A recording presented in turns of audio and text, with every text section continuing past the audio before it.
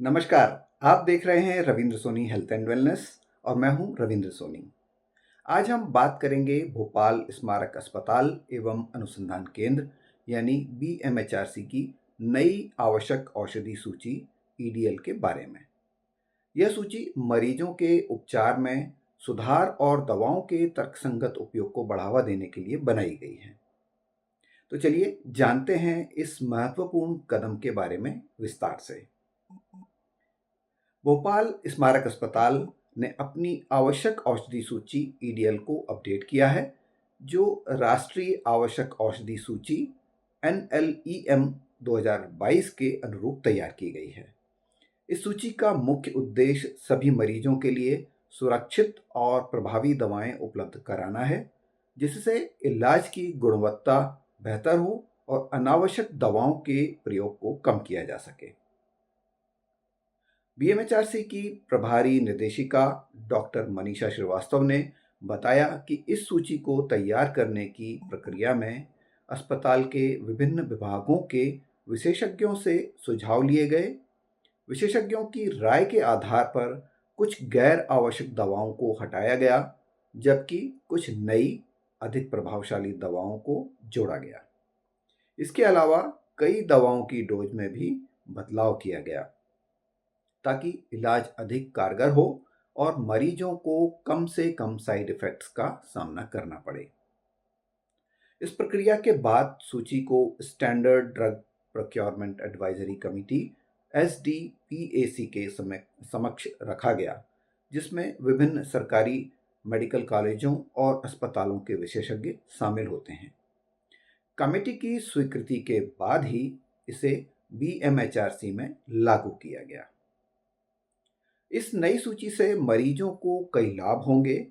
सबसे बड़ा फायदा यह होगा कि प्रामाणिक और वैज्ञानिक रूप से चयनित दवाओं के कारण मरीजों को अधिक सुरक्षित उपचार मिलेगा और दवाओं के गलत प्रभावों का जोखिम कम होगा।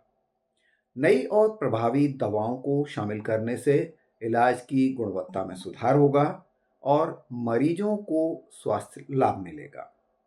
इस सूची के लागू होने के बाद पूरे अस्पताल में एक समान दवा सूची रहेगी, जिससे सभी विभागों में इलाज के तरीके एक जैसे होंगे और मरीजों को अधिक संतुलित व गुणवत्तापूर्ण स्वास्थ्य सेवाएं प्राप्त होंगी।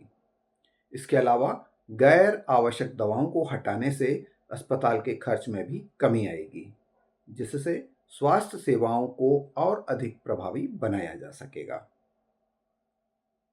अब सवाल यह उठता है कि आखिर राष्ट्रीय आवश्यक औषधि सूची एनएलईएम क्या है और इसका महत्व क्यों है।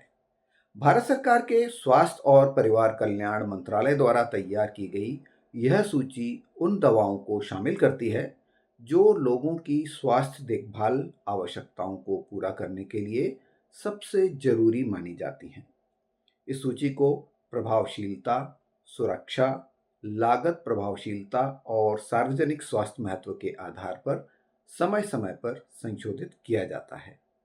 बीएमएचआरसी की नई आवश्यक औषधि सूची इसी राष्ट्रीय नीति के अनुरूप है, जिससे मरीजों को आवश्यक दवाएं समय पर और उचित कीमतों पर उपलब्ध हो सकेंगी। बीएमएचआरसी की यह पहल मरीजों के लिए एक बड़ा बदलाव साबित हो सकती है।